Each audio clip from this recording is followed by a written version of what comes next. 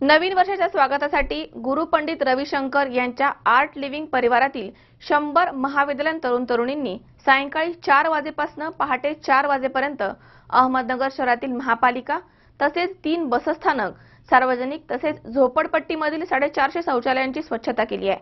दरम्यान या युवकांनी पंतप्रधान नरेंद्र मोदींच्या एक पाऊल स्वच्छतेकडे या उपक्रमाचा संदेश समाजापुढे ठेवला आहे।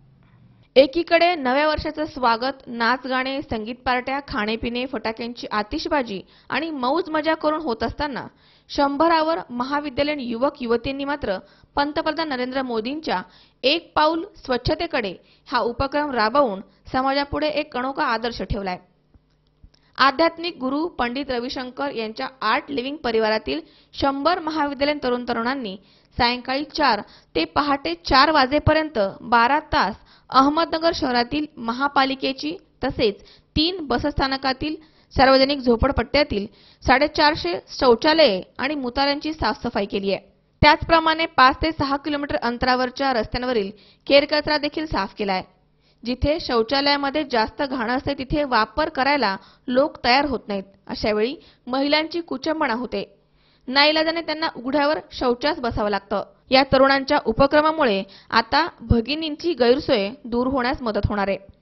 जिथे जास्त गर्दी असते तिथे शौचालय स्वच्छतेसाठी दत्तक घेण्याचा या युवकांचा मानस आहे।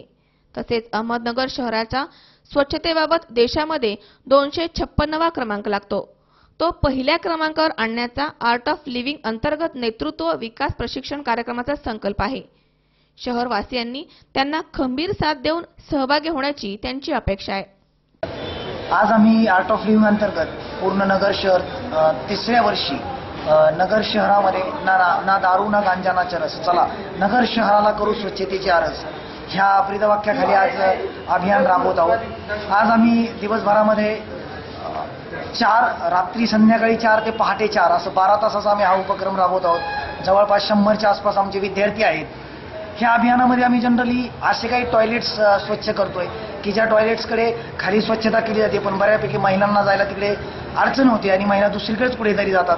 म्हणून वेगवेगळ्या झोपडपट्ट्यांमधले जे काही टॉयलेट्स आहेत त्या झोपडपट्ट्यांमधला एरिया आणि टॉयलेट्स आम्ही स्वच्छ करतो। जवळपास 450च्या आसपास नगर शहरातले टॉयलेट आम्ही ह्या 12 तासात स्वच्छ पूर्ण करणार आहोत। याचबरोबर जे काही 5-7 किलोमीटरचे रस्ते आहेत ते पण आम्ही ह्या अंतर्गत स्वच्छ करणार आहोत। वेगवेगळ्या ठिकाणच्या ज्या मुतारे आहेत त्याबरोबर आमचे 3 बस स्टँड आहेत, त्या 3 बस स्टँडवरती आम्ही आज स्वच्छता अभियान राबवणार आहोत। आणि ह्या सगळ्याचा उद्देश एकच आहे की जे नरेंद्र मोदींचं स्वच्छ भारत अभियान आहे याचा आमचा कुठेतरी खारीचा वाटा म्हणून आमचा हातभार लागावा म्हणून आज आम्ही हे अभियान नगर शहरामध्ये राबवतो आहोत। आम्ही ज्यावेळेस झोपडपट्ट्यांमध्ये काम करतो त्यावेळेस आम्हाला प्रामुख्याने जाणवतं की लेडीजला टॉयलेट्समध्ये जायला खूप जास्त प्रॉब्लेम असतो। म्हणजे टॉयलेट क्लीन असतात, म्हणजे ॲटलिस्ट मुलांचे तरी टॉयलेट क्लीन ठेवतात, पण गर्ल्सकडे जास्त कोणी लक्ष देत नाही।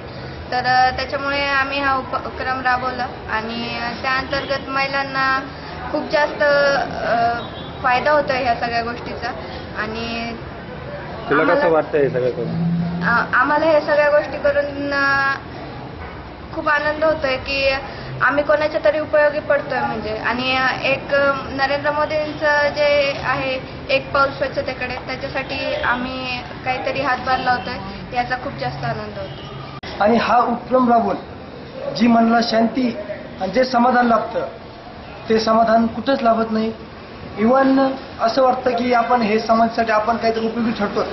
बाकीचे लोक या काळात कुणी दारू पितं, कुणी कुठं फिरतं, तर आम्ही हा उपक्रम करतो याचा आम्हाला, आमच्या घरच्यांना आणि आमच्या जवळच्या लोकांना याचं खूप समाधान लागतं।